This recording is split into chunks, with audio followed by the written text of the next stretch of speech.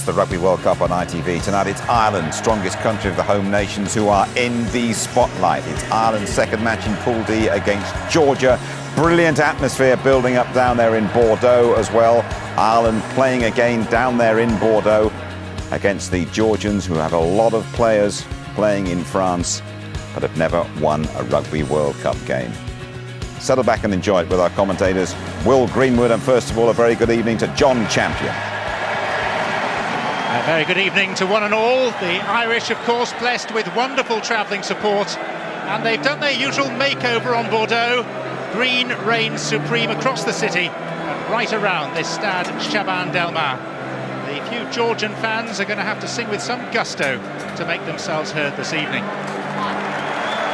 The walk from the dressing rooms to the mouth of this tunnel is something of a route march, further than at most other stadiums. The other problem is that the tunnel is designed for soccer players, not lock forwards. So O'Connell, O'Callaghan and O'Kelly have been in danger of bumping their heads as they emerge on a very warm evening here in Bordeaux. The airport here hasn't seen anything like it for years. A stream of wide-bodied jets arriving all day as the invasion has gathered pace, carrying thousands of supporters, some of them fairly wide-bodied too. And what of Ireland? Eddie O'Sullivan admits the mood in the camp has bordered on a wake, his words, since the victory that felt like a defeat against Namibia. He says they've gone back to basics in training this week. They are looking backwards in the hope of moving forwards. Temperature 73 degrees, barely a breath of wind. And the two sets of players lining up in front of the Tribune of Honour in the main stand, and the assembled dignitaries ahead of the playing of the two national anthems.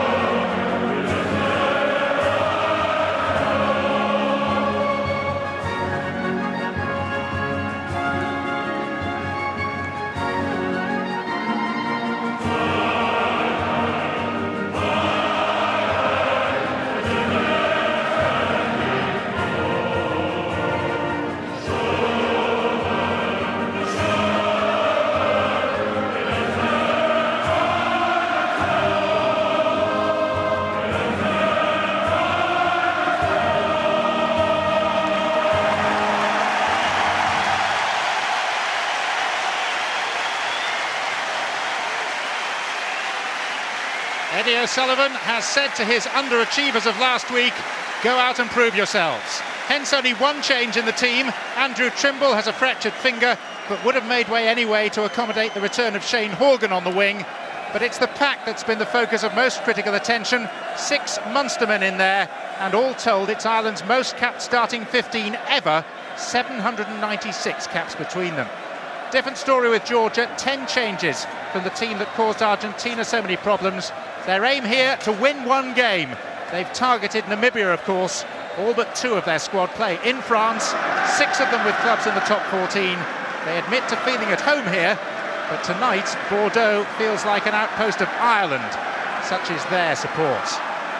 The referee, the 28-year-old barrister from England, Wayne Barnes, who had the misfortune to be in charge of Ireland's warm-up international, a so-called friendly, in Bayonne, in which Brian O'Driscoll received that serious facial injury. Happily, he recovered, and Malkas Kvirikashvili prepares to get this game underway. This time for Ireland, they need to get it right. No half measures, no uncertainty, and afterwards, surely no regrets. The World Cup has suffered a false start, but for John Hayes and company, with the big guns of Pool D lying in wait, they need a very convincing victory tonight.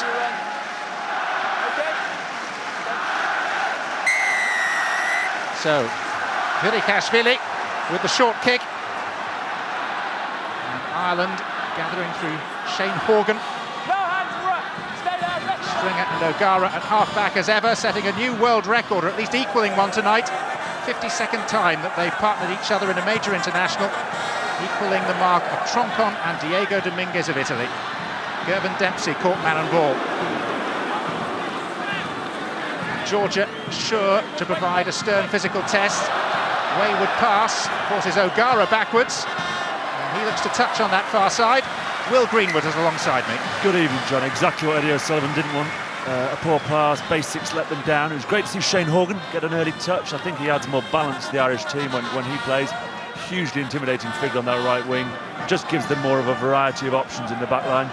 As you saw with the power and the frost of that first hit from the Georgians, Eddie O'Sullivan is expecting hand-to-hand combat, as always with these huge Georgians. They are an immensely physical side that must be matched, but then you must look to move them around. There is space. They're not as well organised as other international sides. There are opportunities, but they will come hard early on. Well, it's Uroshadze who took it from the line out. And that's the captain, Zedganitsa. Will Greenwood, speaking of course from first-hand experience, he was part of the England side that played against Georgia in Perth at the last World Cup.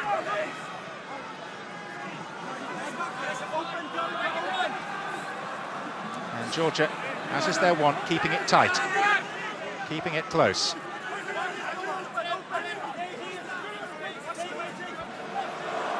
Number 4 with the scrum cap is the skipper, Zedganitsa.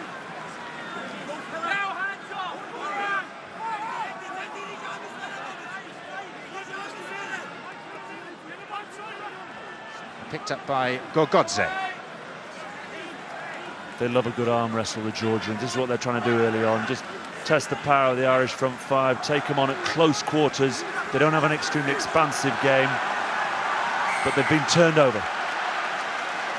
And a chance for the Irish scrum with the big John Hayes. You talk to the Irish guys, and they talk about O'Driscoll in the backline when he misses. They don't play well, but they view that when John Hayes doesn't play, Ireland also don't play well, so he's a huge bonus to have in that front row. Ireland so far, so many nearly times recently. The Grand Slam this year with that last-minute try by Van St. Clerk at Croke Park. Too many times. Occasionally they go missing on the road. 43-3 against France last year. But they've come to this World Cup. They've got belief. They've got players of O'Driscoll's quality, Darcy's quality, O'Connell in the second row. They do feel they can turn over the big teams on the big occasions. The problem they've got is it starts next week with France and then Argentina and then a quarter-final, potentially New Zealand. It just gets tougher, so they need to find some rhythm and some tempo this evening. They need to start putting those basics into practice and not concentrate on the scoreboard, concentrate on the process.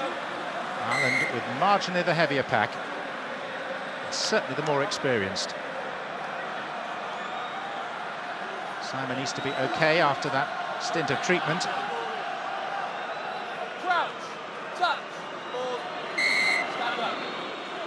And Wayne Barnes may need to administer one or two instructions to the two front rows over their engagement. This is where my scrummaging know-how will come into good effect here, John. I've set aside 20 minutes later in the half for that, Will. Ireland seek to get onto the front foot for the first time in this game. Stringer waits. Ronan O'Gara. Full-back is Barkalaya, who takes it at pace and advances inside Ireland territory. Georgia were pleased with their first half display against Argentina. Less pleased with the way they perhaps inevitably fell away. Sankaradze, Virikashvili. Now Gorgodze, this monster of a second row. All 19 stone of him. Sankaradze. Now it's Urashadze.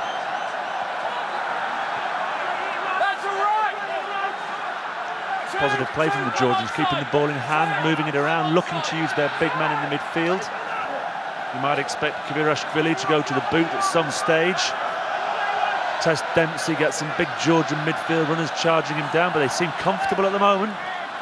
It's with their skipper, Zedganitsa. And Georgia have a penalty. Strong start, very strong start. Ireland can't get their hands on the ball. Ronan, I felt he was going for touch there. I think he'd like to get O'Connell and O'Callaghan up there competing for the ball. Misses touch. The Georgians had anticipated. They covered the back area well. They did what South Africa did last night, dropped everyone deep and said, where are you going to kick? Kicked straight down the full-back's throat, and he run back with some extreme venom. And from that, they kept the ball, they maintained it, they moved it. The little scrum half, Sam Karadze, who came on as a substitute with the last 20 minutes against Argentina, looks lively. Directing play, using his big forwards, and it creates an opportunity for Georgia to take the lead. Not an easy kick, but again, not a kick that clouds mind early on. It's a shot to nothing. If you miss this sort of kick, well, it was a tough effort. It sails through, it fills you with confidence for the rest of the evening. It's Merab Virikashvili, who plays his club rugby in France with Pau. He's the youngest player at the last World Cup at the age of 19.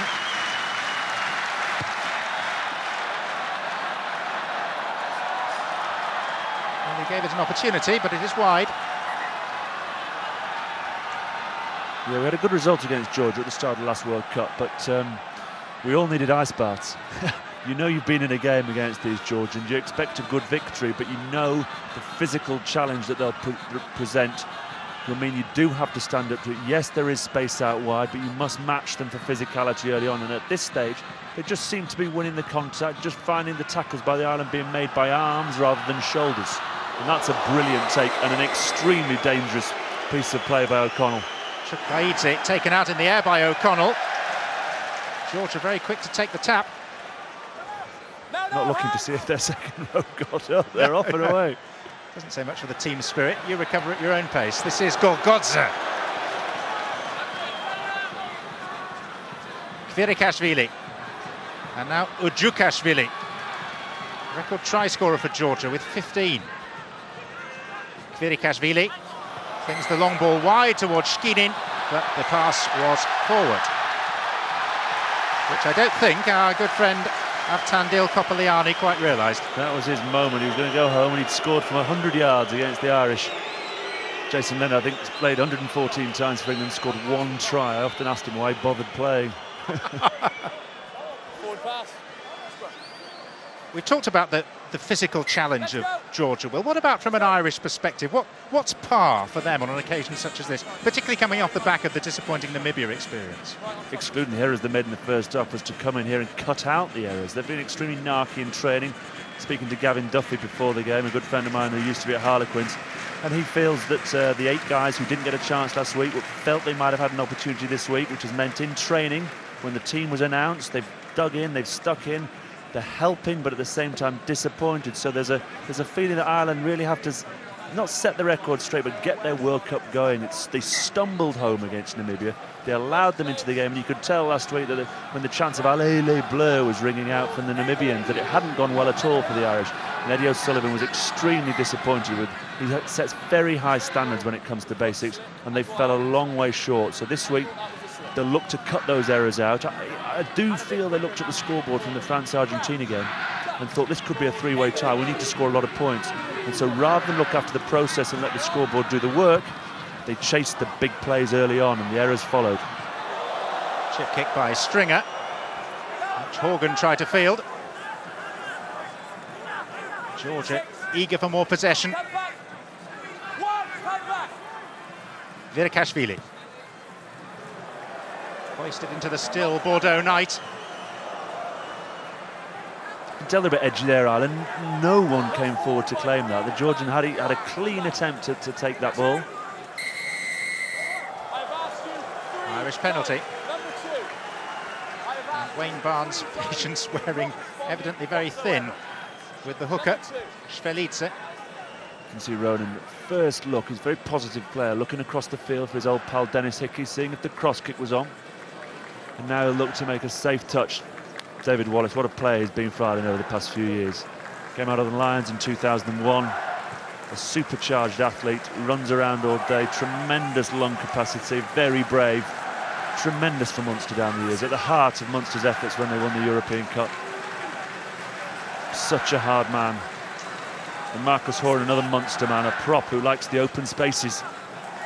Normally very agoraphobic, our forward friends, but Marcus Horan enjoys being out there. Just over 8 minutes played. I apologise for the lack of a clock graphic on your screen. That's down to our French host broadcasting colleagues. Score is 0-0 here. Great tackle by Kasharava and O'Driscoll. Sensed the outside gap, Brian.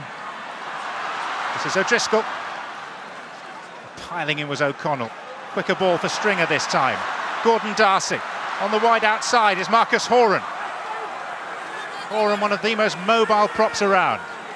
Stringer back the other way with Dennis Hickey. Scored a great try just like that for Leinster against Dajon last year. Knows and sniffs the try line, Dennis Hickey. A great number of tries, and approaching his retirement, this last World Cup, is bowing out after this. A great servant of Irish rugby and a wonderful finisher. John Hayes lost the ball forward, and Georgia will clear. Back goes Gordon Darcy for Ireland. Fielded by Sam Karadze, the scrum half. Now Urashadze. Ujukashvili. Beneath it, Gervin Dempsey.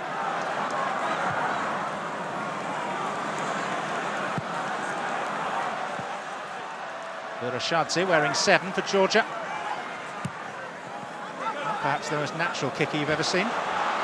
Great kick by Gervin Dempsey in the first, but that's what they call coffin corner. Gives Ireland a great opportunity. Georgia had nowhere to go. A poor kick. Dennis Hickey launches the counter-attack. Room on the short side. Ronan screaming for it down here. And has it. But then delivered the pass to Rory Best that he couldn't cling on to. David Wallace picked it up, but the ball had gone forward. Exactly what Eddie O'Sullivan's been talking about. They just seem anxious. They're so desperate to get the crowd involved, to score tries. Paul Wallace was talking about it before the game. Just too flat, just over-eager to get the ball in their hands. They wanted the ball quicker, but it doesn't. You have to be patient. It's called creeping death out in the backline. Every time you inch forward, you creep. It kills you as the game goes on. You're too flat to run onto the ball. The South Africans were sensational at it last night. Dupree just coming from depth. You maintain your depth, you'll cut sides to pieces.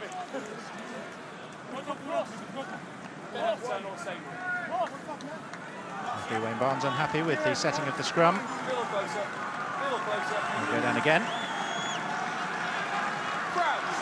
The yellow cards he had to issue in that bruising encounter between Bayonne and Ireland just 4 weeks ago. Sam Karadze back to his half-back partner, Virakashvili. Dempsey.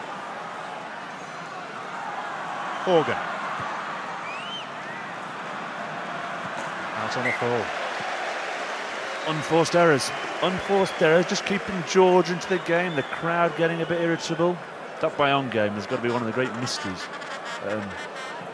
Not necessarily known for their discipline, Bayonne. And you send your first choice Irish team out 2 or 3 weeks before a World Cup. Tremendously risky procedure, almost cost them their talisman, Brian O'Driscoll. Not sure what they'll have got out of that game.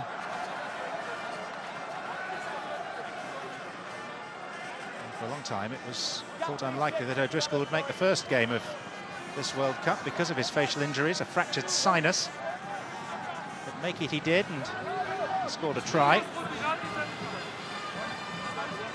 Felice with the throw at this line-out. Batted back to him by Zedganica. Wonderful piece of volleyball. Sam Karadze to Vidikashvili. Urashadze coming into the line. Zedganica, who is a lead by example, sort of a captain. Sam Karadze with the reverse pass to Urashadze. And Ireland respond this time. Vidikashvili. Shane Horgan. Eddie O'Sullivan very glad to welcome him back into the fold after injury this evening. Barkalaya.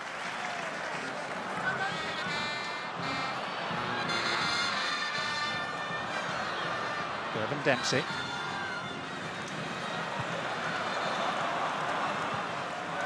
Just finds touch. This staccato game, not a boot on ball at the moment, isn't it? Just trying to feel their way in. Someone's trying to get field position territory, waiting for the opposition to make the mistakes. You expect that sort of game. You expect Ronan to grab it by the neck and really have pinpoint precision with his kick, and it's just not there at the moment. It's giving the Georgians confidence. I think they've made a mockery of the debate that says let's have less teams in the World Cup. I think the junior sides have contributed so much to a wonderful World Cup already. Portugal today, for 20 minutes in the second half against New Zealand, were absolutely brilliant. Scored a great try. The crowd celebrated as though they'd won it. They're all getting stuck in, these junior nations. And is that credit to the IRB for providing some extra funding for them? Very much so. I mean, it's a global game. I'm a big believer that 2011 should have gone to Japan if we want to spread the gospel of rugby. But it's, as I said, they've just flown in. The Irish couldn't believe the ferocity of the Namibians last week. You watched the Argentinians, you watched the way the Georgians were played against those guys, the Argentines, my apologies. Interesting that Ronan didn't go for the 3 points there. Gone to the corner. O'Connell, the pack leader, potentially call it to himself, get a big drive on, settle the nerves.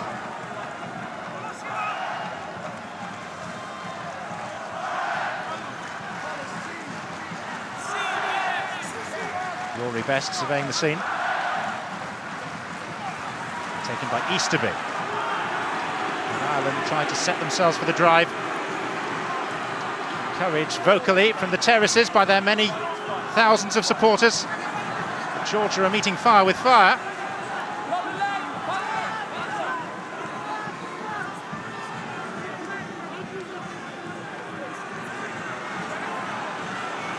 Stringer at the back. Thrust out of the way by David Wallace. And now clear ball for O'Gara. O'Driscoll. Chaban-Delmas. Dempsey tries to flick the pass out. Shane Horgan is waiting. O'Gara down by the bootlaces of Marcus Horan.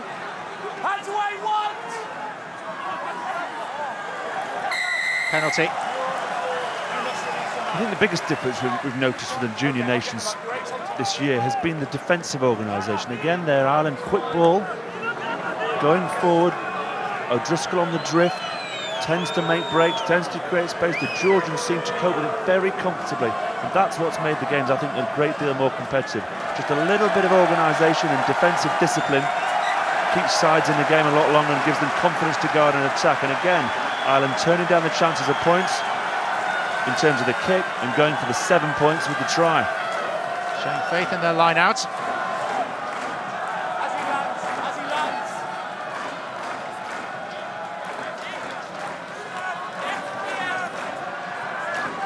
Best to deliver, rising high. O'Connell. Once more, Ireland try and put the power on. Just 2 or 3 metres out, and they've got some momentum this time, and they have the opening try. And Rory Best is the man who plunged over the line with the ball to put Ireland in front. A well-organised drive. O'Connell called it to himself. The skipper, he pulled his mates around him, they drove forward, they stayed disciplined, they worked the ball to the back, they were in control the whole way. The Georgians, you can see Zedganidze trying to drop it, all disorganised defensively. They'd split them, they'd broken them apart, and you just come through the middle, stay focused, stay streamlined, stay on your feet and keep driving through the middle. It's a well-taken try, and that'll just settle them down a little bit. They'll be glad to get on the scoreboard, they'll be glad to get a try underneath their belt. Gives Ronan an opportunity to have a kick and goal. And then they'll look, all good teams, they don't feel as though you've scored until you're back into the opposition half. Restarts are so important now. Georgia's tried a quick one from the opening kick-off. But Ireland will try to be solid.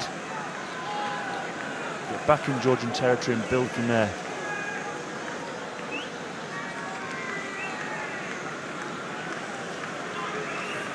So Ronan O'Gara. 6 metres in from touch.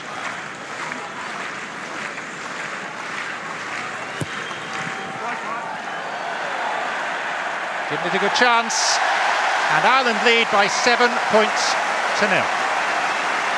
Such a smooth kicking stroke when he's on song.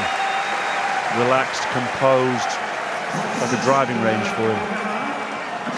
Shuts the crowd out, doesn't matter where he is. Olympic stadiums, Millennium stadiums, Croke Park, same routine, and so often the same result.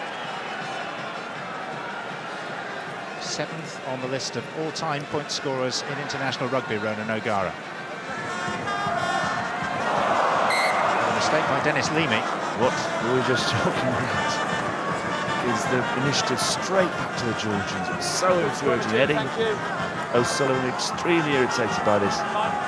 So many unforced errors in this first 20 minutes. Very unlike an O'Sullivan coach side.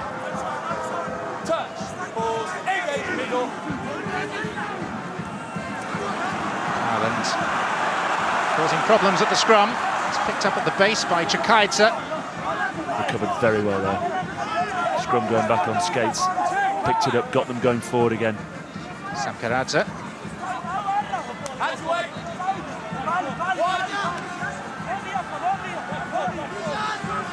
It's time for the Shadze.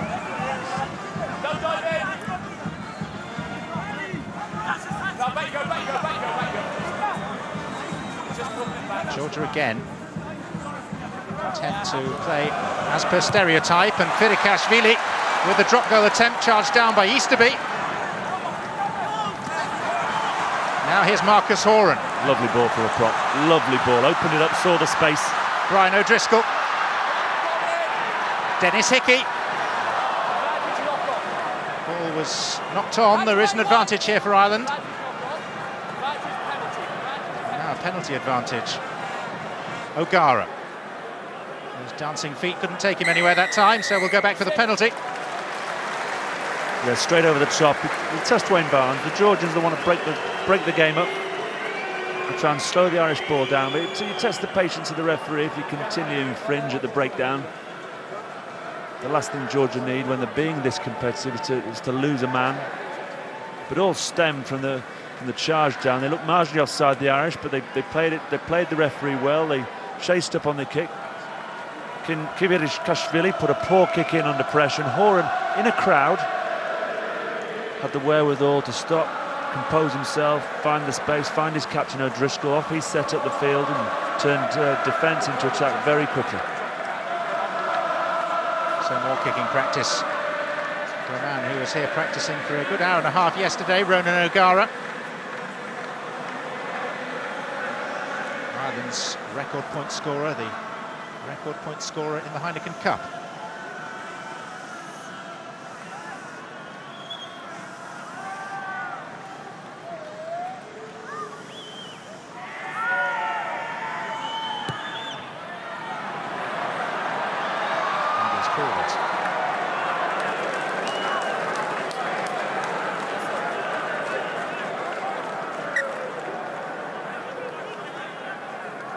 They'll be looking to string on O'Gara, to just start pulling the strings of the Irish. They've been together, as you rightly said, so many times. I can't remember a time when the Irish team didn't seem to have Stringer O'Gara at half-back.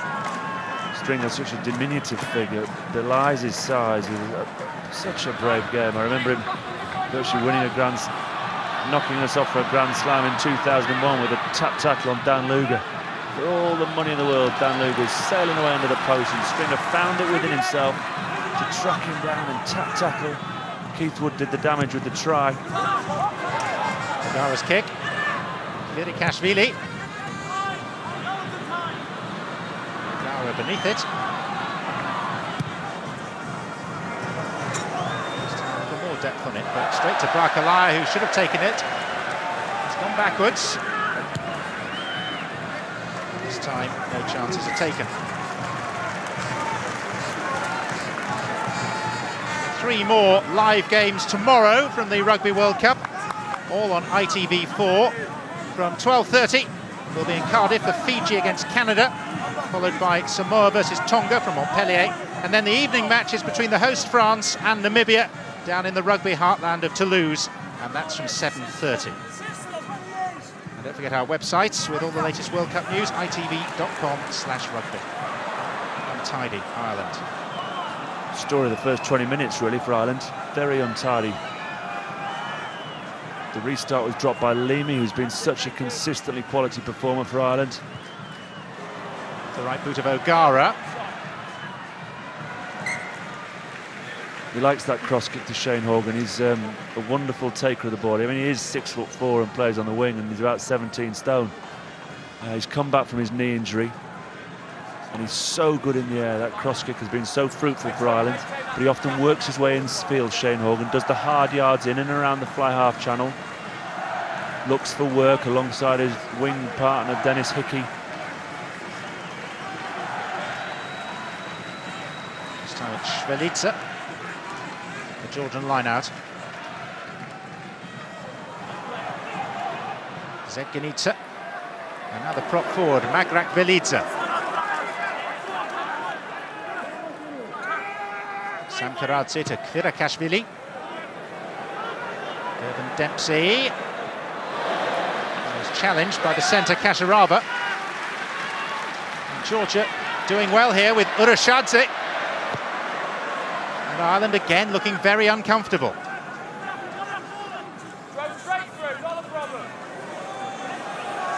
Samkaradze, Švelica.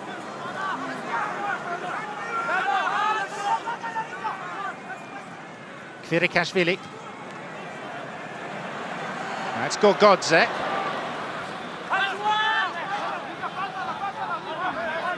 There's no fear at all in the Georgian game. No holding back is their motto.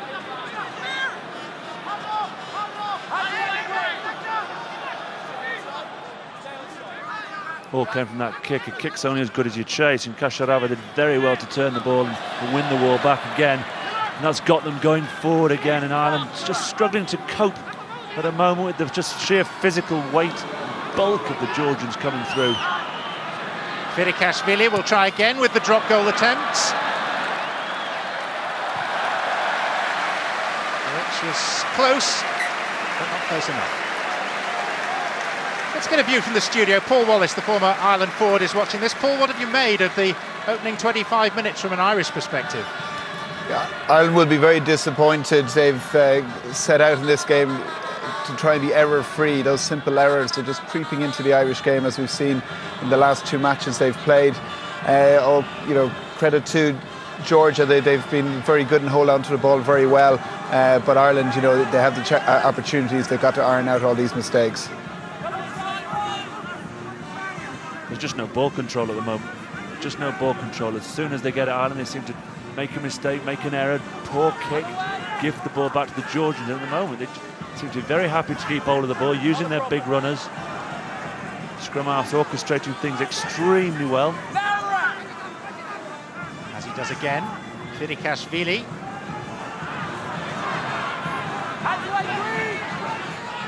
Any number of Georgians queuing up to charge into this green wall.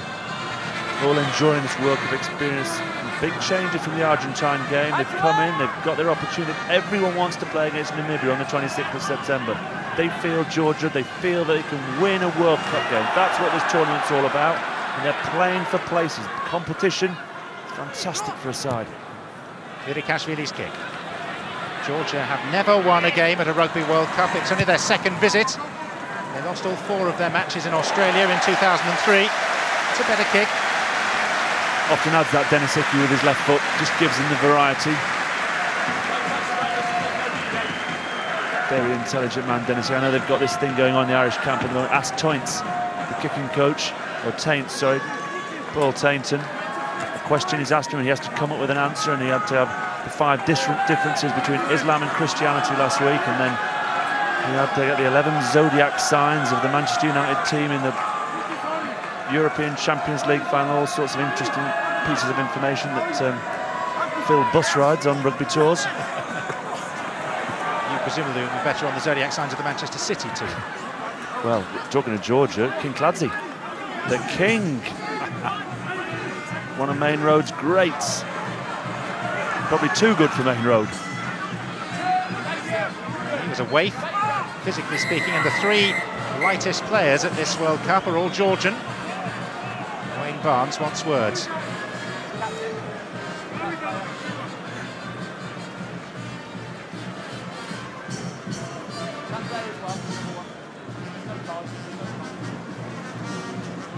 This is it. Oh yeah, a little stamp from Leamy.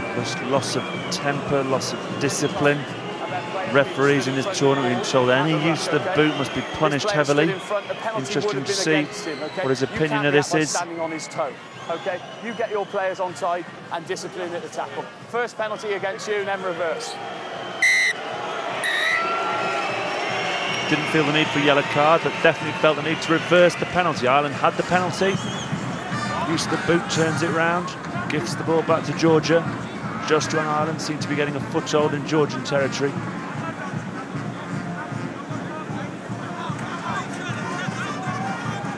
Captain Zerkanidze sold his horses together. Delivered a lecture.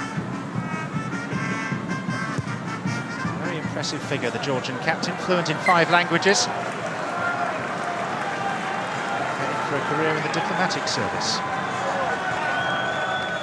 Good second row in the diplomatic service. Not sure Martin Johnson would ever have qualified for ambassadorial work. Peacekeeping envoy. Fire starter, maybe.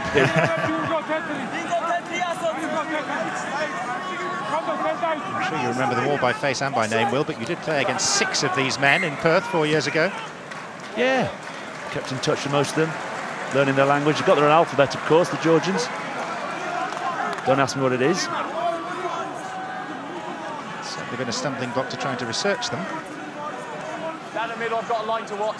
Stuart Barnes was keen to tell me it was wine was discovered here. If you can discover wine. Well, they brought with them a posh West End PR company who've issued various press releases trying to persuade us that Georgia has the fastest growing economy in Western Europe. Moot point whether they're in Western Europe.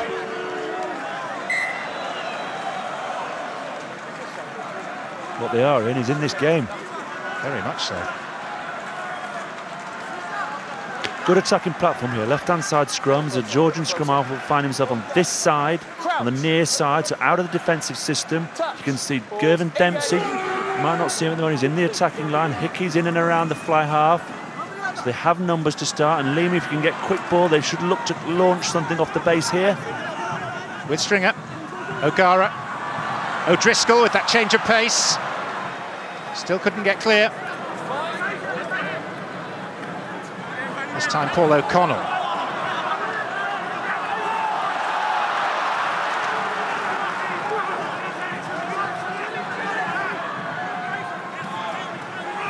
Ronan O'Gara. O'Driscoll looks right, passes left. David Wallace. Wallace needs support. Couldn't offload the ball, but O'Driscoll was quickly at the scene of the breakdown. Stringer, Shane Horgan.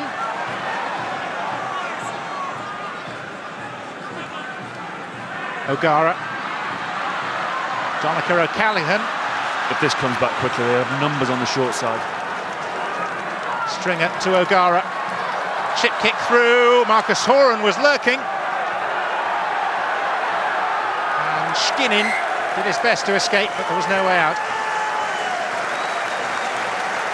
Yeah, Wallace out in the outside channel, scores so many tries from the back row.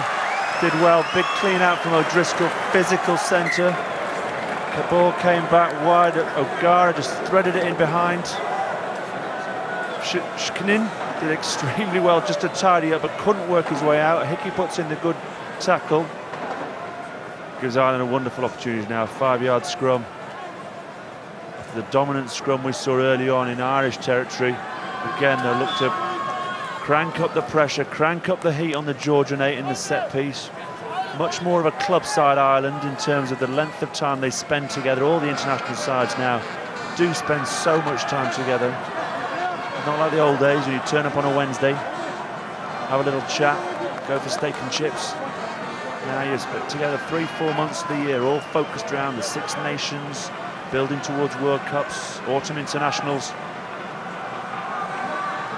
O'Driscoll, I see, has re-signed with Ireland up to the next World Cup, and that he potentially wanted to play abroad, but he'll see himself now as 20 games a year, stay fresh, get to New Zealand in 2011.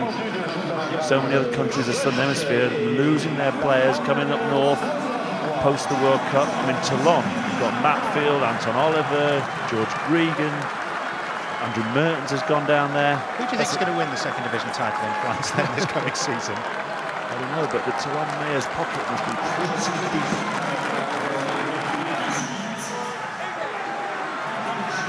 Stringer with the put-in.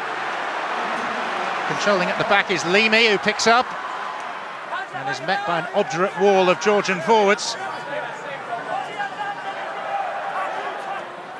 O'Connell. Brought to ground, Marcus Horan burrows in. Georgia are not the sort ever to take a backward step. It's not in their nature, and they turned it over. And won the penalty. Tremendous defence by the Georgia. The Irish front row will be livid.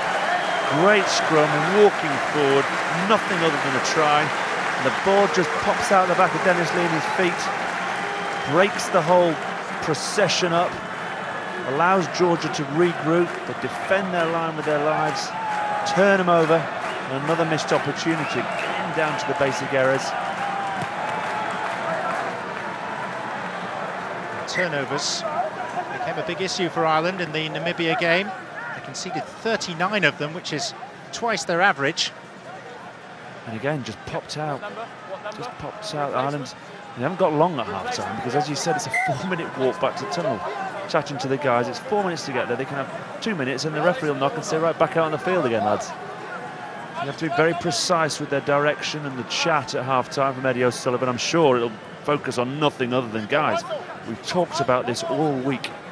To cut out the errors, maintain ball control, move this big Georgian team around, be strong in the breakdown, kick well, don't give passes unless it's 100%. And they're breaking their own rules at the moment and making very tough work of it so far. Georgia forced into making a change with Zedganita, the captain, off the field at the moment. Datunashvili, number 18 there, is on. This is Virakashvili. Couched by Horgan. Gervin Dempsey. Dennis Hickey. O'Driscoll scything through this time. Pops it out for Hickey, but Hickey had departed that station. Ball was knocked forward by Ireland. Sam Karadzi's box kick. Maisaradze, the Georgian blindside. What a tackle on Brian O'Driscoll. They moved the ball away. They saw the Georgians were short in numbers. Hickey put on the pace, stretched the defence. O'Driscoll timed his run nicely, went back on the scissors, find some space, mown down by the back row forward. Tried to throw the 50-50 ball, turned over. Bring him straight on, bring him straight on. Well, sadly, the fullback of Georgia, Otar Bakalaya, appears to be hamstrung. So Irakli Makoneli, wearing 21, is coming on.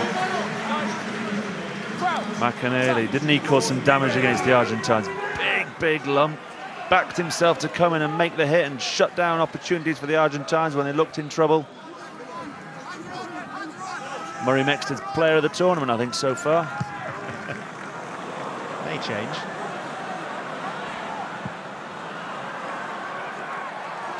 I'd be very surprised if it wasn't a Kiwi, knowing how Murray.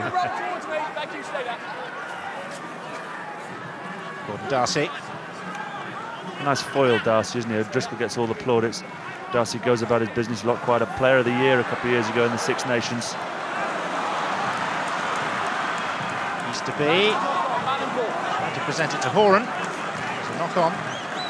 Zverekashvili. You know exactly where this is going. It's a simple game plan, but it's mighty effective for Georgia in this first half so far.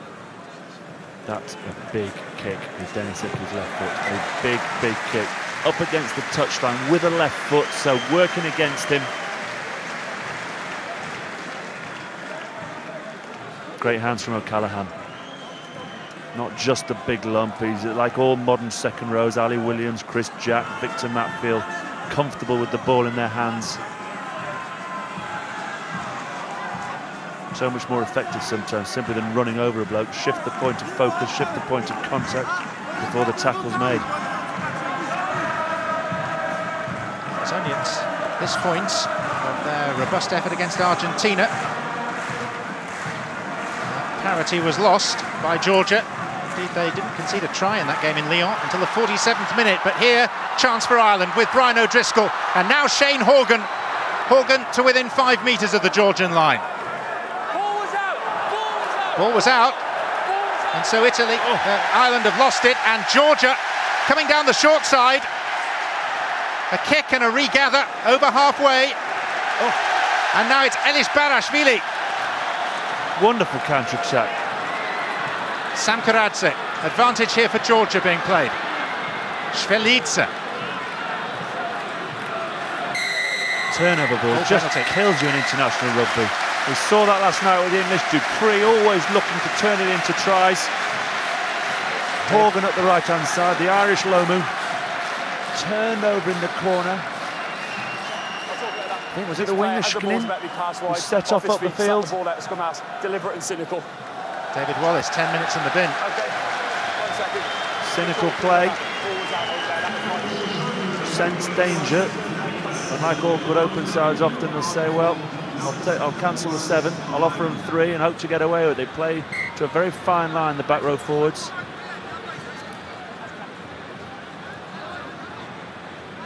But he showed great pace up that wing, outstretched the defence. Little chip, little regather. Elis Barashvili had chased up from the other side, from the other wing, supporting well. They sensed danger. Paul O'Connell never had a chance there. Great little touch and regather. You might just get an opportunity to see exactly what Wallace does. He made the tackle. He'll say, potentially, I made the tackle, I can get up and play it. Wayne Barnes saw it differently. Sometimes confuses new watchers to the sport. There is grey areas in terms of referees' interpretation of the breakdown. Did you come in from the hindmost foot? Or did you just come in from the side? They talk about the pillars. He's actually done it for slapping the ball down as the scrum half tried to move the ball away. Just breaking up the play. And this is eminently kickable for Merab Zverekashvili.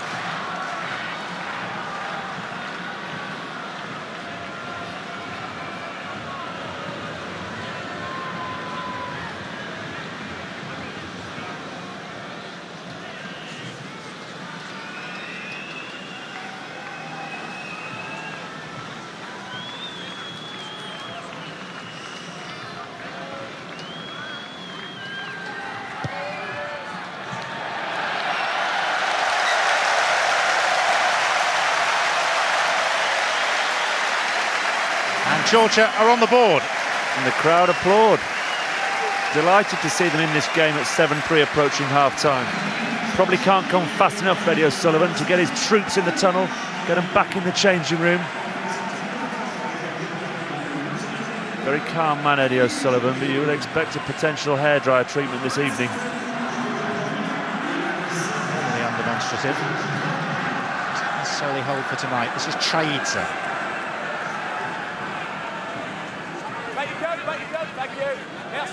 Georgia only 17th in the IRB rankings. Zverekashvili. Dennis Hickey. met by a white wall. Look at the enthusiasm in the defence. The Georgians are loving this. They know they've got the Irish rattled. Why wouldn't they love it? O'Gara. Not a great kick. Not a great kick. Virikashvili. Helps when the opposition do that, though. Same description applies. Not a great kick. Great to see the Irish go for top in one of these lineouts. They've had the opportunities, they've taken on up front, they've muscled it out. We're not talking about triple salco through burning hoops in the back line, but we're talking about getting the ball wide, moving it, trying to shift the Georgian defence. At the moment, they're just being met by a big white blanket when they try and go through the middle. To put this in some sort of perspective, Ireland have played Georgia twice before. They've won 70-0 and 63-14. Stringer, O'Gara, Horgan coming in field, desirous of work. Leamy, Stringer, now O'Driscoll, and two outside him. Now has Gervin Dempsey just behind him, but the ball was knocked forwards. I'm looking across and seeing Niall Woods, who played many times for Ireland, head in hands. He cannot believe what the Irish are doing, how they're just shooting themselves in the foot by their lack of control, their lack of composure. For a team with 8,000 caps, who've been around together for so long and seen so many big games, it's very strange to see them so rattled. And a fantastic scrum by the Georgians. Not just steady, but advancing, pushing Ireland back.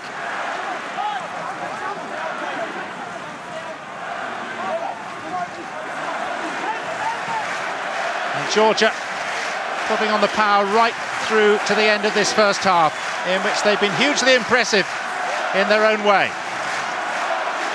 Certainly have caught the eye much more than Ireland's palsied efforts.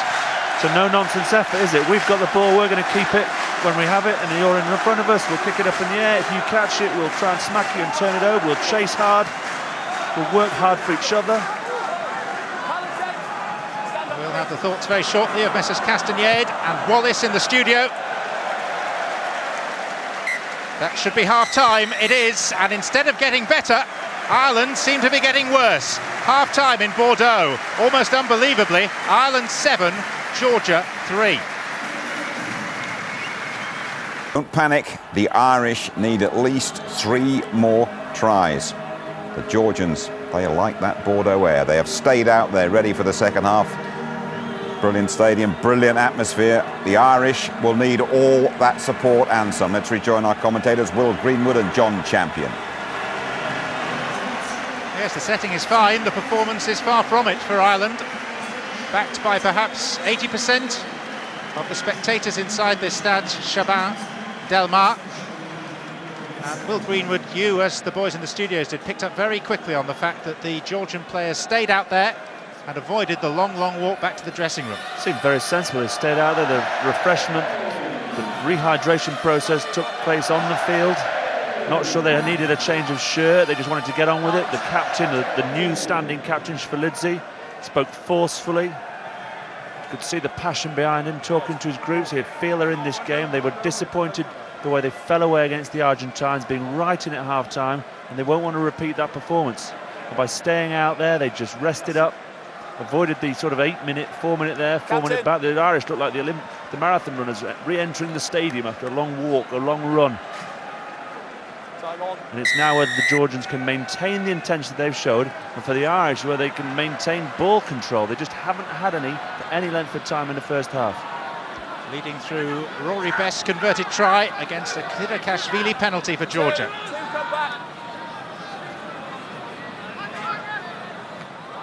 And the Georgians who've lost their regular fullback, Barkalaya, it's Ojukashvili who clears.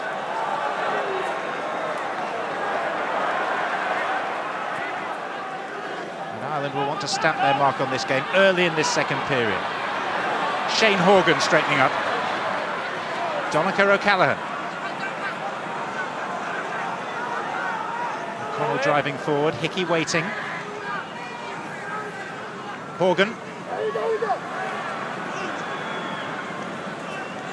pass back to Stringer. Stringer who kicks. With a one-man chase with 5 Georgians there. Interesting choice of kick. Shkidin bringing it away. And finding Gorgodze. If in doubt, give it to Gorgodze. He is not being moved or giving the ball away. Sounds the part as well, Gorgodze. Yeah, Stringer, they had the possession, the numbers were stacked on the left-hand side. He saw his catch on the right-hand side, he put the chip in behind, and there were 4 Georgians waiting. Poor choice of kick, poor execution. The malaise continues. Flanker not David Wallace, not long to go in his sin binning, sitting patiently. Like the naughty boys chair at school, don't sit in the corner with a D on your head. Repent at leisure. Georgian penalty. Again, the 7-man Irish scrum has struggled to cope with Georgia. They'll be delighted the way that's gone, and they've used their advantage. It's great to have a chat with Paul Wallace at some stage and just find out exactly what's going on in the front row, but they're getting the big hit, the early drive. And Ireland just sluggishly going through this line. All the home nations, they seem Welsh start, they finished well, but just everyone seems so lethargic from the home nations so far. There's been a lack of passion, and rugby is a very technical game, but at the heart of it is just desire to win the 50-50 ball. Martin Johnson talked about it last night with South Africa. The desire to win that loose ball, the desire to work for each other. And the home nations so far are lacking in that department. Is it the timing of this competition that goes against the Northern Hemisphere nations? No, not at all. I think they've all had a long summer. Potentially you might look at the England tour to South Africa, but hardly any of those guys have made the final squad. It was like a 3rd or 4th team with the Heineken Cup final going on. No, they've plenty of years. They had 3 years to plan their summer. They're all happy with the way things went. They were talked it up. They all said they were bigger, faster, fitter, stronger. You might have hit the nail on the head there. They're all delighted with their preparation. Had no complaints there, and they've just all hit the ground and find themselves stuck in 2nd or 3rd gear, whilst the other nations, the Southern Hemisphere, the Argentines, the smaller nations have just come out like caged lions, ferocious, wanting to grasp this World Cup.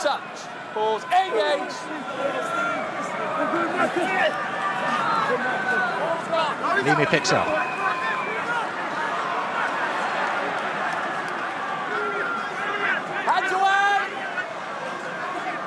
Stringer.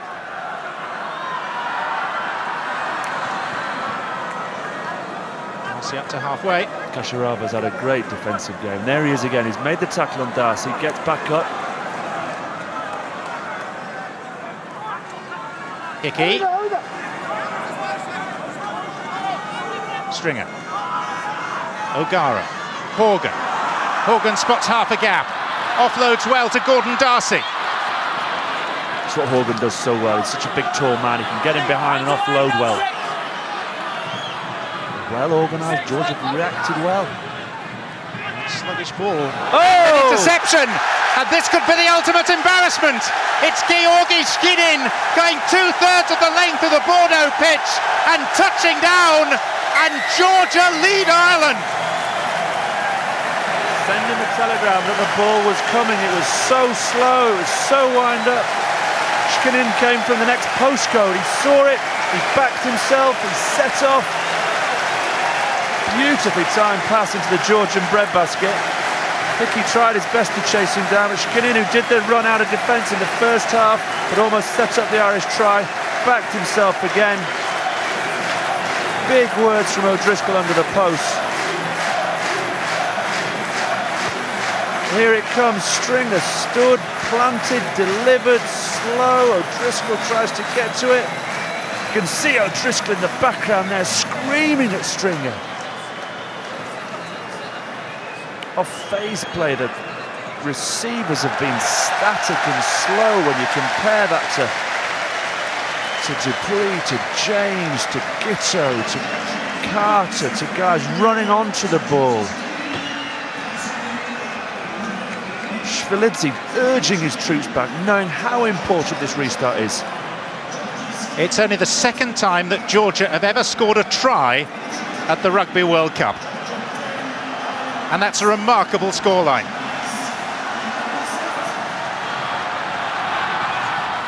Now it is a real test of Ireland and their apparently shaky temperaments, and who knows what the mood amongst them is like right now.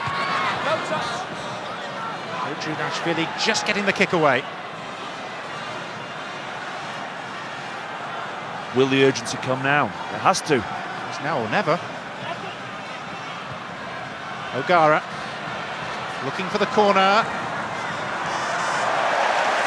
finding it. Classic O'Gara. That's just what they need. An opportunity now for O'Connell and O'Callaghan to get lifted high in the air, to put pressure on the Georgian line out. They'll look to turn this over. Great kick. Didn't need to chase the game around. He understands that. He's been around long enough.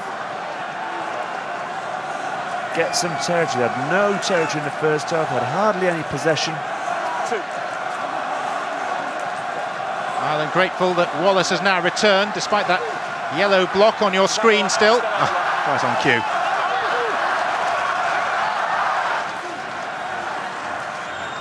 So Ireland seeking to challenge.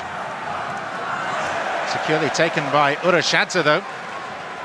There's a whack in the eye too for Kopoliani, who's down on his haunches, looking a bit groggy for Georgia.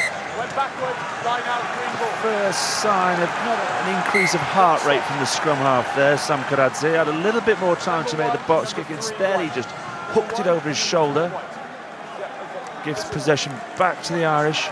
The huddle there, O'Connell will be in the heart of that. They'll be making the call as the substitutes arrive on the field. Reinforcements for the Georgians, fresh legs. I thought that was okay, but well, let's get the touchline perspective. We can bring in Gabriel Clark. Gabriel.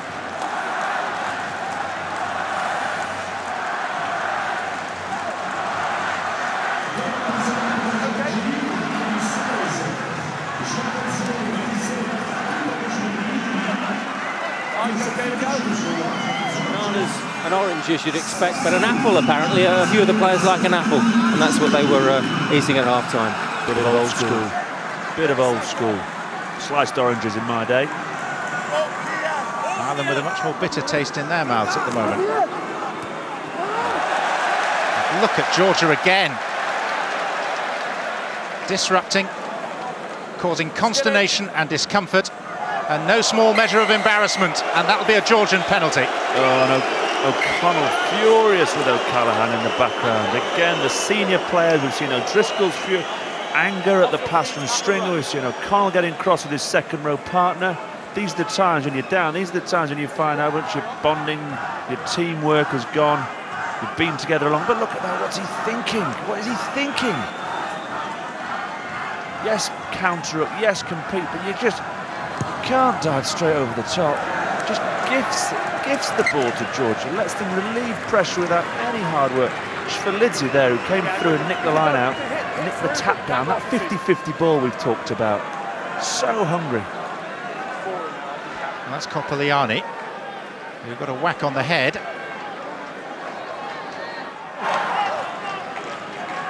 And Jurgadze. Throw at the line out. Shvelidze, who's wearing number 2 and has been hooking, can move into one of the prop forward positions, and looks likely he will do so.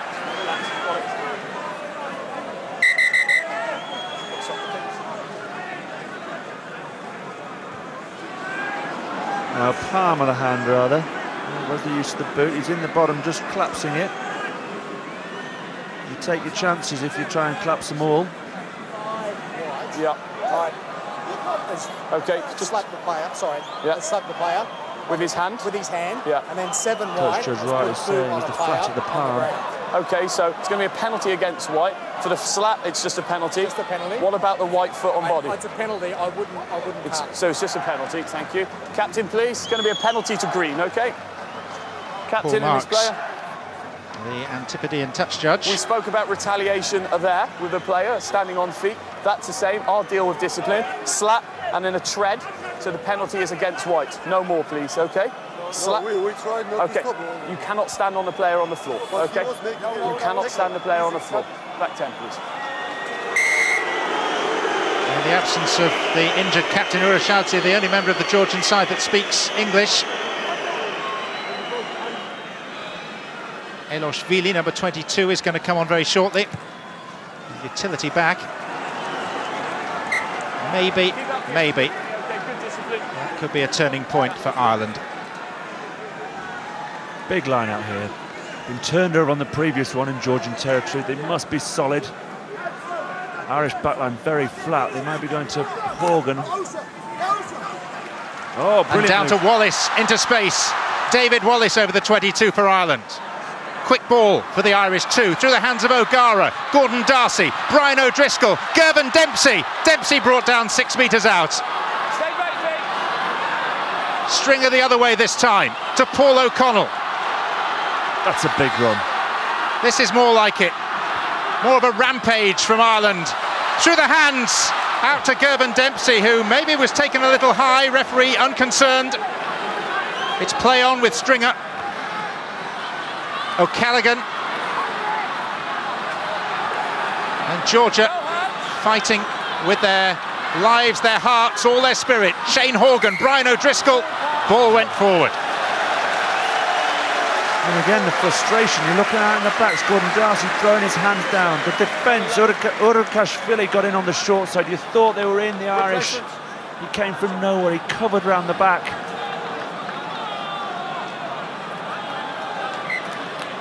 There he appears, making the hit. He'd come from the other side of the ruck, defending their line with everything, and then the forward pass, the interplay between O'Driscoll and Horgan, so often resulting in tries. On this occasion, the pressure, the defensive line held and forced the error.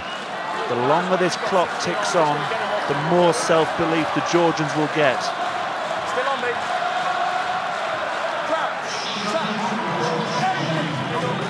Let's go. Georgia taking casualties on board.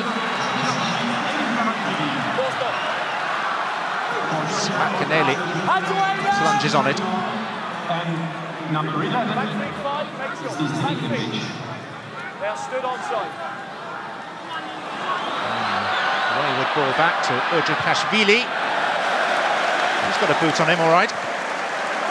Look at the line, look at the chase from the Georgians up the middle. Shane Horgan, back to Gervin Dempsey. The number 8 has run 70 metres to put pressure on the kickback from Dempsey. Kvirikashvili. And he has absolutely boomed that one. Well, there's no mistake who the neutrals in this crowd are supporting. As the confidence grows in the first try, Kvirikashvili nudged a couple tentatively off the side of the boot there with time, 10-7 up. A conversion and a penalty under his belt. Set himself. Ireland playing, the backline is still retreating, the ball's tapped down. Another try here, and Ireland is seriously struggling to come back. Six green, thank you.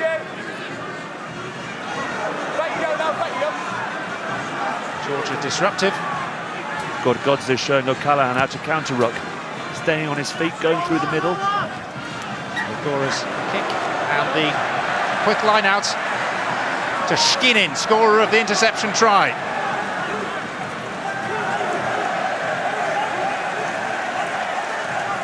Every yard gained, cheered by the crowd. There's a grim fascination to this. Ireland with all the pedigree and all the hope. And let's face it, all the talent when they put it together with the established combinations. Horgan goes back, being pressurised by Shkinin. Now, which is the established world rugby force here and which is the emerging nation? Sam Karadze saw the space in behind, put it on his left foot. Shane Horgan couldn't get back in time, and there's Shkinin. Try score has been magnificent. And Datunashvili, whilst two of his teammates received treatment, urging the crowd to give them more support.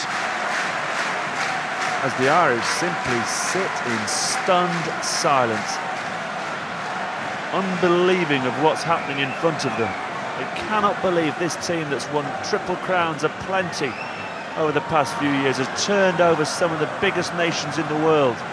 But has occasionally struggled on the road, is now finding itself in Bordeaux on the wrong end of a 10-7 scoreline to Georgia, who changed 11 players from the team against the Argentines. with a view to winning against Namibia. Surely not in their wildest dreams could they believe at this stage this game against Ireland was theirs for the taking.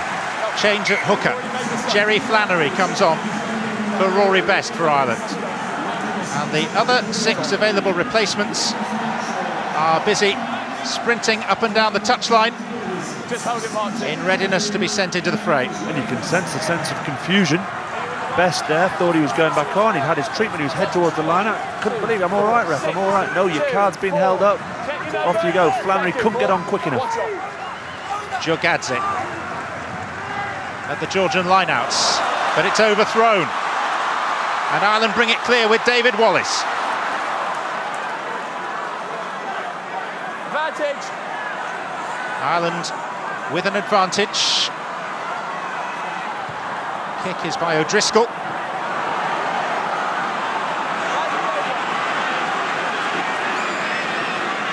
Chase was Stade. Oh, magnificent. Magnificent. Because they'll be so disappointed. They had that line out on the Irish line. O'Connell and O'Callaghan did extremely well. They gave them no shot, they gave them no target. In the end, the hooker, knowing the referee would penalise him if he didn't get the ball in quickly, just tossed it in, flew over the top of everyone. David Wallace sensed the chance, set off upfield, but the pass again from O'Gara to O'Driscoll, not in front of the man, to the man. Stops the runner, put it in front of him, put it in the space. Stringer to O'Gara. Oh, huge hole, huge hole. Now, possibilities for Gordon Darcy. David Wallace at his shoulder. And Ireland sense the possibility of regaining the lead in this game. O'Driscoll, Horgan, through the hands of Flannery to Chaban-Delmas, who escapes and scores for Ireland to relief right around this stadium in Bordeaux. The Georgian organisation defence just worked. Kirikashvili, the fly half, wasn't there for that line-out. They didn't adjust well at all. Darcy just coasted through the simple early ball. Wallace, as he always is, on support on the inside shoulder.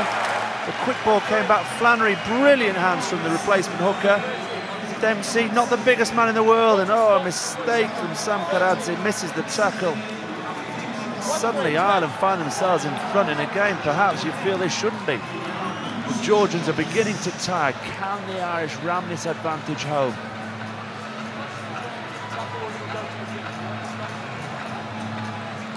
Chaban-Delmas in front of relieved faces clad in the green of Ireland.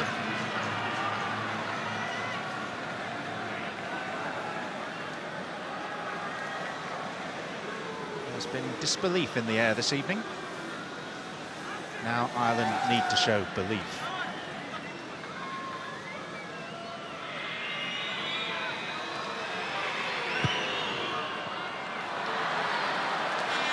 Ronan O'Gara adds on the 2 extra points for the conversion. Now Paul Wallace is sitting, I don't know whether he shares in the general disbelief in our London studio. Paul, what do you make of it so far, to coin a phrase?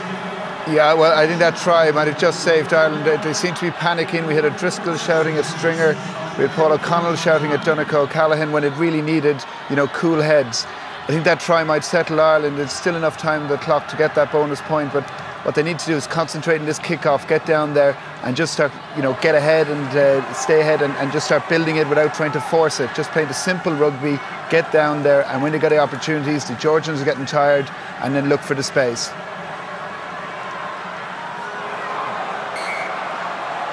What was Paul Wallace just saying? What was he saying? Gordon Darcy's claimed that as he passed, that Karasharava knocked it down.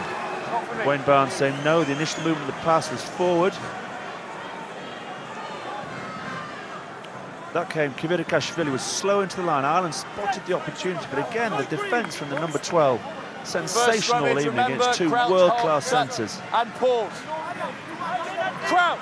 Expect a big man to try and run down O'Gara's channel here. Ball's gone.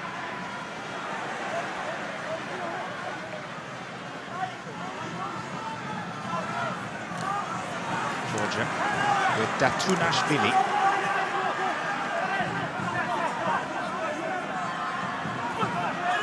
poor performance, coming from a team representing a country with just 8 rugby pitches and 300 registered rugby players.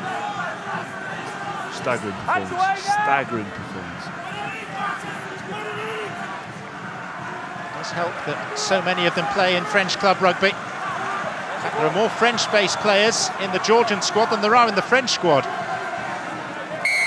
Yeah, had to be a turnover. There had to be a turnover. Poor position in the tackle.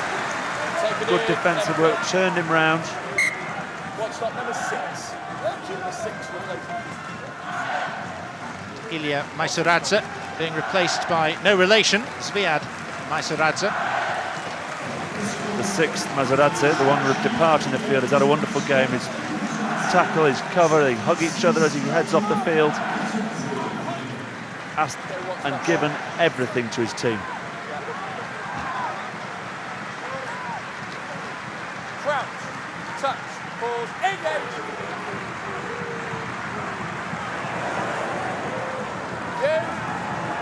Georgia is such a powerful unit, but this is Stringer. He's had to kick it off sideways. The pressure coming on from the scrum. Ball popped out. Ball had already gone from 8 before.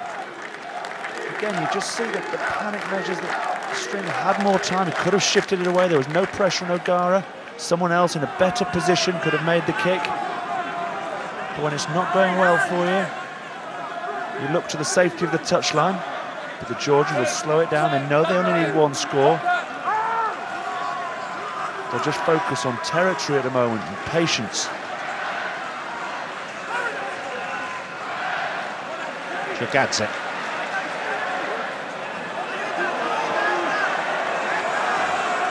And Georgia asking so many questions of Ireland, and Ireland haven't got many answers. There's a ball. 5, that's 5. And so the arm wrestle begins again. Yard by yard, inch by inch.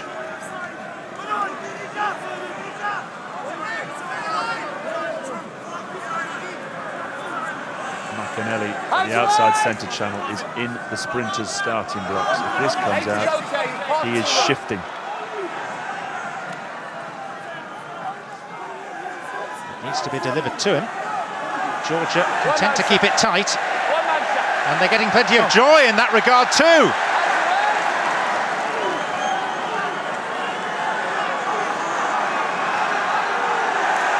Still they drive.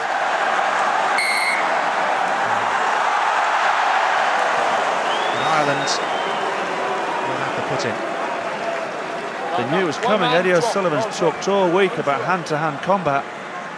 They've got in the darkness of the close and the tight spaces, and they're happy to take this Irish team on. They feel they've got the beating of them up front.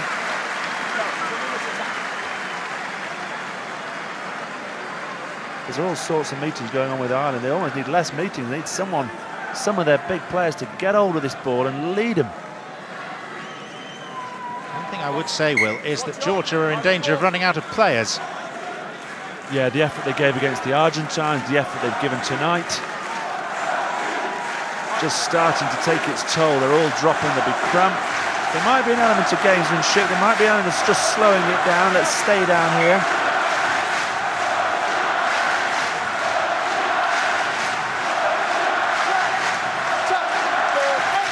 How big a scrum can Georgia manage here? Leamy picks up for Ireland. Oh.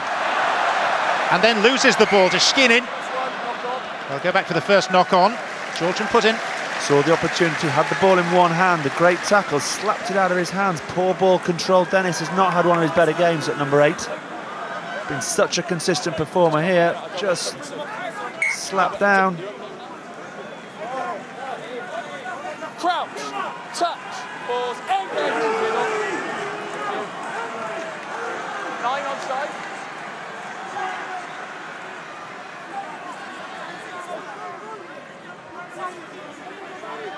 Sam Karadze. Datunashvili.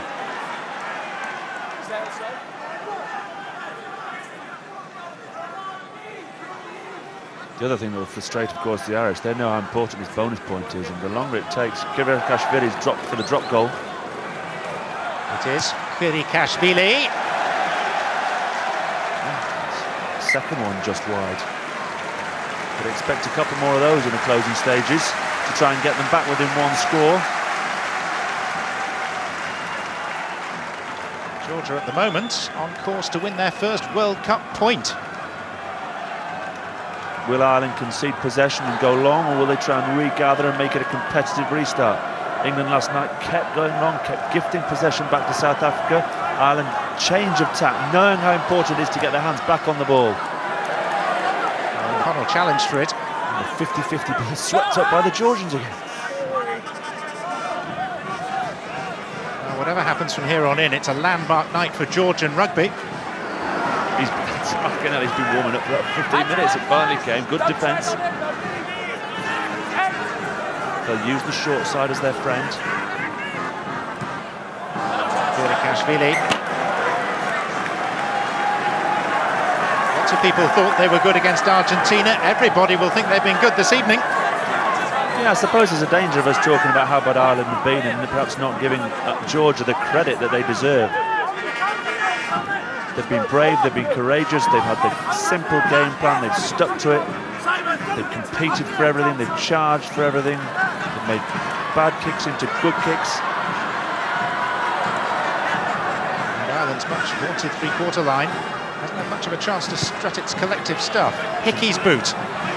Been sterile tonight, just had no attacking prowess, no thrust.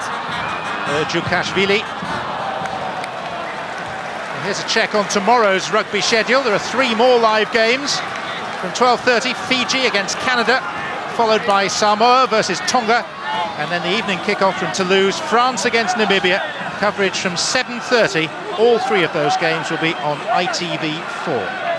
I'll be in Toulouse for the France game, another Northern Hemisphere giant. Can you believe the home nation lost their home game on opening night? They are under pressure. Huge changes from the French team. No team has ever gone on to win the Rugby World Cup having lost in the pool stages.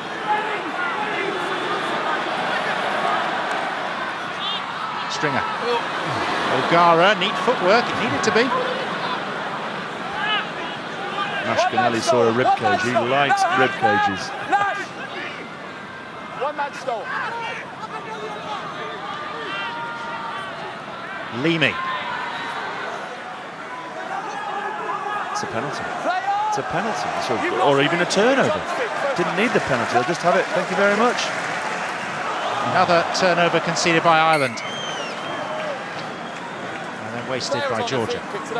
Yeah, they've had a couple of turnovers recently, Georgia. They've just snatched at it. They've done well. They've made the initial turnover. Then's the time for cool heads. Almost tackled Mashkinelli. So keen to get involved. He's come in and tried to support his man going into the contact and smashed the ball out of his hand. Puma will be a front row call for the forwards. There'll be a solid scrum. Try and keep it straight. Give them a platform. Give them a launching pad. That's a better pass. Invited him onto it. Darcy. Stringer. Again, in front of the man. O'Gara to Horgan to Dempsey. Hickey was waiting patiently outside him. Back it comes with O'Gara. O'Driscoll. Big John Hayes protecting it for Stringer. Well held by Horgan. See what poor precision can do. It just takes the momentum out of the move. Turnover ball again. Someone will boot it downfield any second now. Sam Karadza. Georgia continue to shock and surprise. Watch stop, people going down like flies in backfield. Is that O'Driscoll? It is. Cameron Steele, the Irish physio, and Gary O'Driscoll, his doctor, the Lions doctor, Stonyhurst educated. Like someone else. Junior school, Ian Bolshaw as well, Kieran Bracken, guy used to be at Ampleforth. Gary O'Driscoll, top doctor. Cameron Steele, great physio. They'll be aware how important it is to keep O'Driscoll on this field. They need his leadership, his know-how, his ability to close out games and make something out of nothing. O'Gara.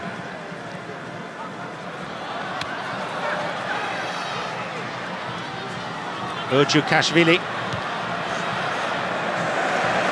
How about that? Huge amounts of space. The Irish backfield covering very poorly indeed then from a kick downfield.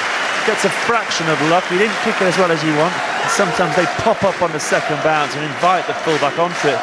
That kept low and low and low and dribbled and went on. Puts pressure on Flannery now. So I think you're going into the last 15 minutes of a test match between Ireland and Georgia, and there's 4 points in it. Would have been inconceivable before the start of this game, and certainly before the start of this tournament. Yeah, Wayne Barnes talking about Gorgodze there going through the gate. We talked about it earlier. He's counter-rucking from the giant Georgia and has been fantastic all evening.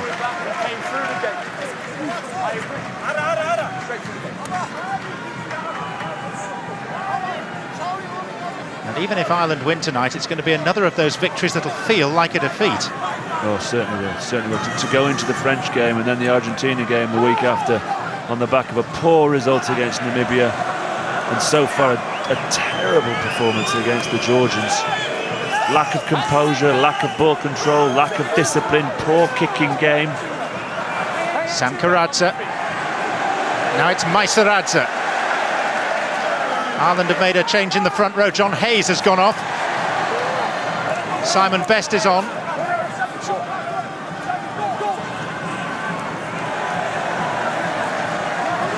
This pick and drive that Georgia have used to such effect.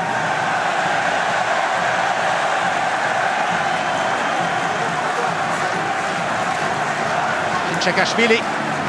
Hands away, Green!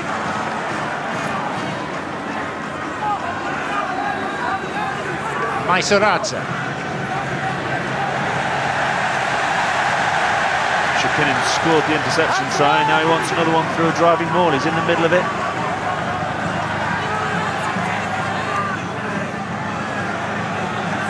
Inching closer to the Ireland line.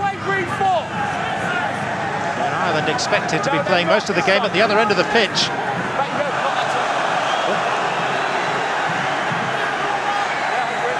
Closer still. And they drive for the line. Right up to the line. Datunashvili. Turn him over. They turned him over? Ireland think they've turned it over. And they have.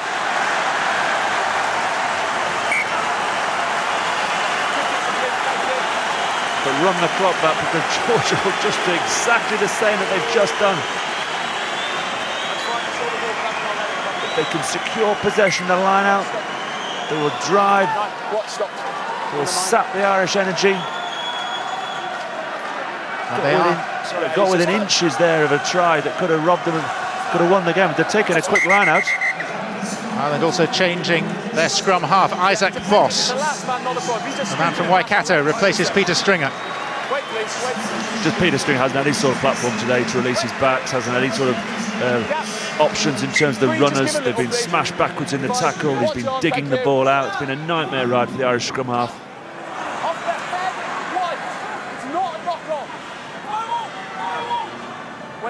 For possession here, a bonus for Ireland. And the thing is, Ireland can't go chasing a bonus point here. They need to close the game out.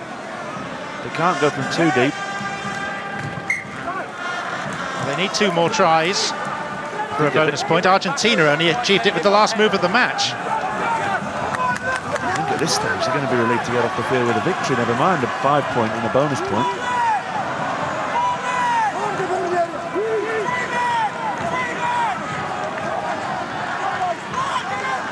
Giogadze.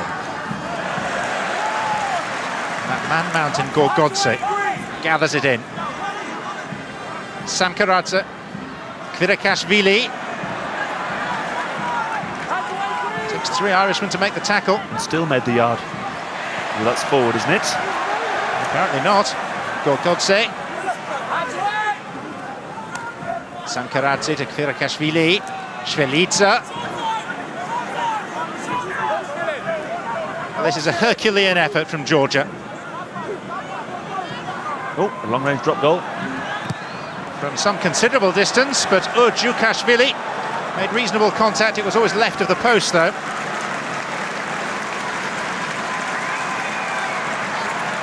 And again, Ireland now have to try and regather this restart. They'll look to kick left.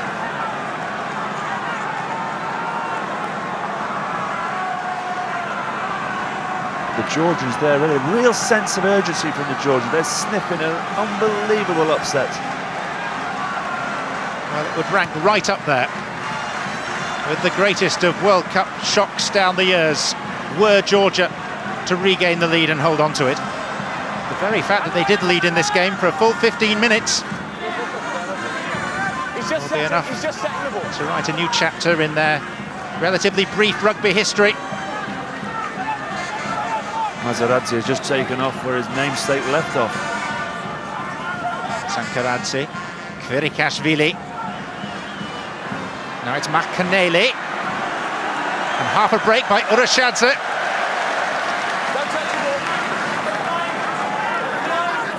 Look at the runners lining up. Kvirikashvili. Datunashvili. They just love the physical aspect of the game. I wonder what the statistics are for possession. Oh, Sankaradze knocked it forward. Slight error. Old man's leg. They've had all the ball. Ireland just can't get hold of it. And this collection of players from the lower divisions of French club rugby, places you've scarcely heard of, let alone knew had a rugby team, Watch it stop. continue to embarrass I mean, Ireland. we're still talking about Samoa beating Wales back in '91 and that huge upset. Georgia managed to get a try in the last 10 minutes. That makes that game insignificant compared to this one. Abu Sarita, the scrum half, ready to come on for Georgia. Possession stats, 65% Georgia. Another best comes on to replace Easterby. That's Sankaradze taking the ovation. He's the man replaced by Abu Sarita.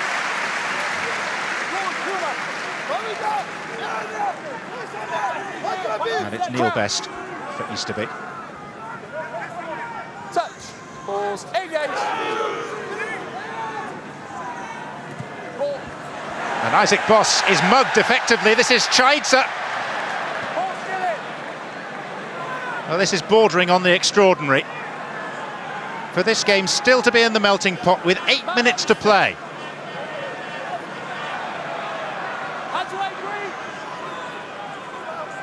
Surely another one drop. Robber. Kvirikashvili, and he's pulled it the other way. That's 3 attempts they've had now.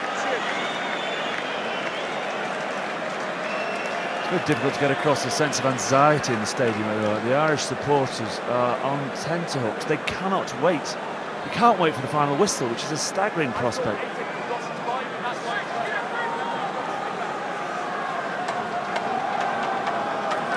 Well, even the natural ebullience of the Irish supporters has long since disappeared. There are drawn faces. Ones which are used to smiling, whatever the circumstances. The mark called for by Dempsey.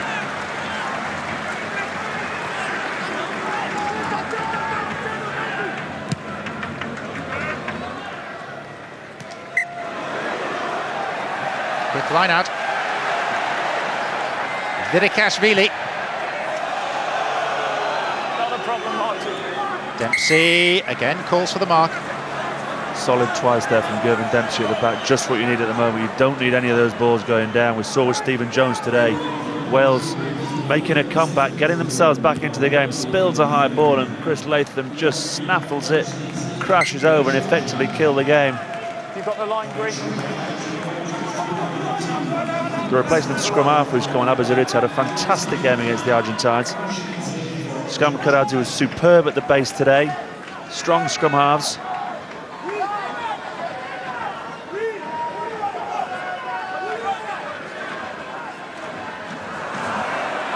They've embarrassed Argentina, and now they are frightening Ireland.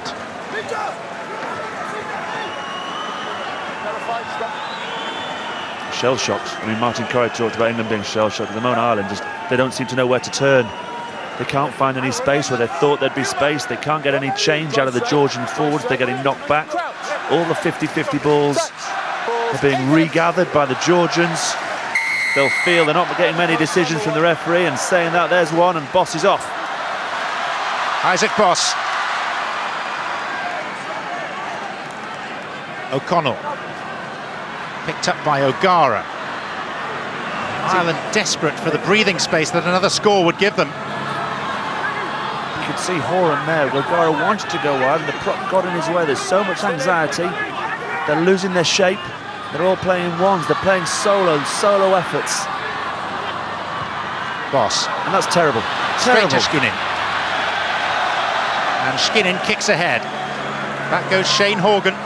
That's a better option. Lots of time. O'Gara in a better position to kick. He kicks poorly. Straight down the throat of Ojukashvili. Here's one for Dempsey. The kicks have all just gone a yard too far. They've all been taken well by Dempsey, but all three up and unders in the last 2 or 3 minutes. Just been a yard inside the Irish 22, allowing Dempsey the option of taking the mark and just diffusing the pressure. And he's missed touch. Skinnin, scorer of the Georgian try. That's a great kick. It's a tester for Horgan. And that looked like a block to me, but it doesn't matter. Shvilidze, Datunashvili. Oh, couldn't get the ball out to Abasaridze. And again, Ireland are forced to live on the very nerve ends. Vidikashvili, almost a way through. They've got all sorts of numbers on the right-hand side. They need quick ball. Ireland reorganised now. They'll go back to the big men. Kinchakashvili. But the bigger men and the bigger hearts have been Georgian tonight.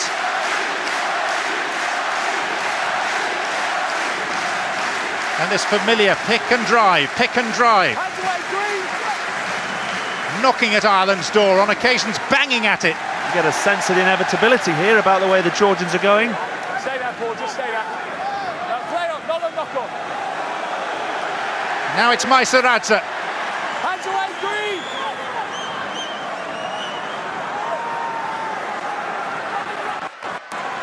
Ireland players with desperation in their minds. And etched on some of their faces too. That's good defence though, it's a good one-man tackle. Hands away, Green! Up to the line go Georgia. And Wayne Barnes, my goodness, is he going upstairs? Blows his whistle. Now will he go to the television match official? It's a big decision for a rookie referee on the international stage. And the interesting thing is, what's the question? Will he ask, is there any reason why I can't award it? Well, let's listen to what he does ask. Can you tell me if that is a try, yes or no? That's a different question to the one I was talking. That means the official has to be able to see it being dotted, as opposed to Wayne Barnes thinking it's been scored. Confirm you heard that request, please. He's asking Federico Cuesta, the Argentine, to confirm he heard the nature of the request. An Argentine official now. Yes, thank you very much.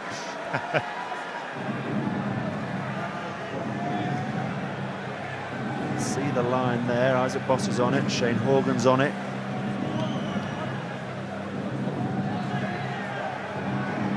Where's the ball? Shvilidze is celebrating, but I can't see how he can see that. No, O'Connor, you can see the ball clearly there. Leamy at the bottom, underneath it. Okay, I will award a scrum 5 attacking. So no try. Is that correct? Look at these gladiators. And that's precisely what they are. And they're not finished yet. 2.5 minutes. Control the mob and you'll control Rome, isn't that what Maximus said? The mob are on the Georgian side.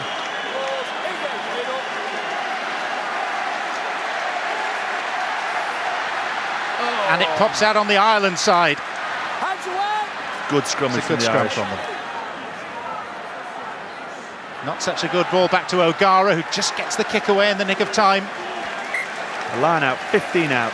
It would seem, with the length of time it takes them to go 15 metres, that this could be the last chance. This is the last roll of the dice. For Ireland, they just need to be disciplined. They need to stay focused. Defensive organisation. They can't afford to miss any one-on-ones. They know what's coming. It's the kitchen sink. the most experienced Irish rugby team ever to take to the international field, still threatened with the ultimate shock defeats. Eddie O'Sullivan watching. At least he is watching now. There have been times when he daren't. Isaac Boss. Great steal from O'Connor. Great steal from O'Connor under pressure. Previously they haven't competed. They thought, we'll drop it, we'll sack them all. O'Connell understood the importance there of not allowing the Georgians to gain possession.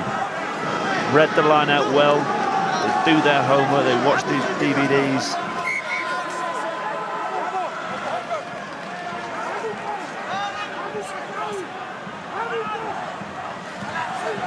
Safe take at the front of the line out.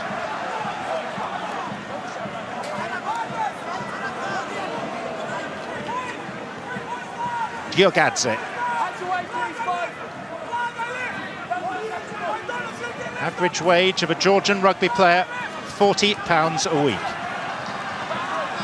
Abasaridze. Horgan underneath it for Ireland. Gets the mark. And there are just 30 seconds on the game clock now. So what does he do? Take his time and make sure the line-out doesn't happen? Or kick it off sideways? Surely they had to keep hold of the ball and back themselves to keep the ball for 30 seconds and then close the game, and to give the opportunity for the Georgians for one last effort. For someone of Horgan's experience. But it fits with the rest of the Irish performance. Yep, headless. Headless, disorganised, dysfunctional. There'll be no bonus point. We're still at a stage where there might not even be a win. We're now at the stage where the next time the ball goes dead, that will be it. Georgia have to keep it alive, have to keep it moving. They're 25 metres away from their objective. Gorgodze.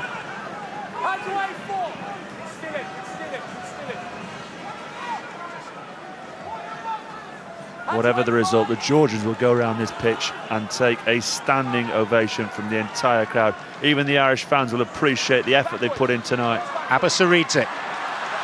Virakashvili. Now it's Eloshvili. Abasaridze. Oh, great handoff. Urjakashvili. Half a break. Again within 22, 23 metres of the Irish line. Has it been turned over? Was that the final throw? Well, if Ireland have turned it over, they'll want it off the playing area as quickly as possible. Oh! Penalty for Georgia. They can't go to touch, they've got to keep the ball in hands. Shvalidze appealing for calm from his players. He understands what the situation is here. You get the feeling Gorgodze's going to get his hands on it at some stage. And going to drive straight into the heart of the Irish defence. You can hear Wayne Barnes saying to the Georgians, look, time has expired. You put it into touch, the game is over.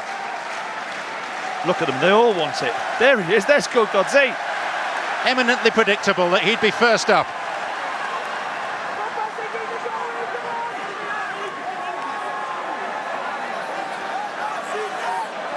Ireland with one more last defensive effort required. The ball turned over, the final whistle goes, and victory is Ireland's, but the moral victory is Georgia's by a hefty margin. There are one or two disagreements at the end. Eddie O'Sullivan down from his eyrie at the back of the stand, but so nearly one of the great stories, one of the great upsets, with Georgia leading for 15 minutes in the second half after Shkinin had run 2/3 of the length of the pitch to score an interception try, which will be remembered and talked about in Georgia for many a year to come. They're getting a wonderful reception, even from the most generous Irish supporters. But Ireland were shambolic tonight. They scored 2 tries through Rory Best and through Gerben Dempsey, both converted by Ronan O'Gara. They were expected to win handsomely. They have won only limply. And the rugby world will have Georgia on its mind tonight, tomorrow, and for a good while to come. The final score in the Stade Chaban-Delmas in Bordeaux is Ireland 14, Georgia 10. Thanks to John Champion and to Will Greenwood. What a shocking couple of nights for the Six Nations. Ireland have never got beyond the quarter-finals in a Rugby World Cup. If they play like that, they'll be lucky to get that far this time round. Reaction and comment when you rejoin us.